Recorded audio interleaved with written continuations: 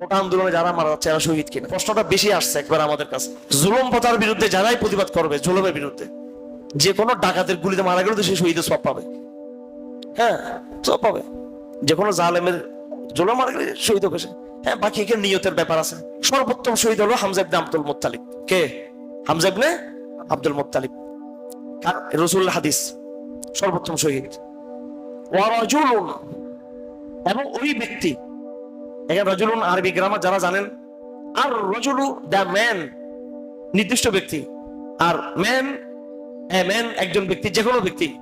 ওয়া রাজুলুন কিয়ামত পর্যন্ত ওই সমস্ত ব্যক্তি কামা আমামা ইমামিন জাবিরিন, জালেম শাসকের সামনে যে দাঁড়িয়ে গেল এবং সে সত্য কথা বলল, ফাজাজারাহু ওয়া নাহারাহ, তাকে সে ধমক দিল, জালেমের উপর দাঁড়িয়ে সামনে দাঁড়িয়ে সে তাকে সত্য কথা বলল, ফাকাতালাহু, আবার এই সত্য উচ্চারণের কারণে তাকে হত্যা করা হয়েছে।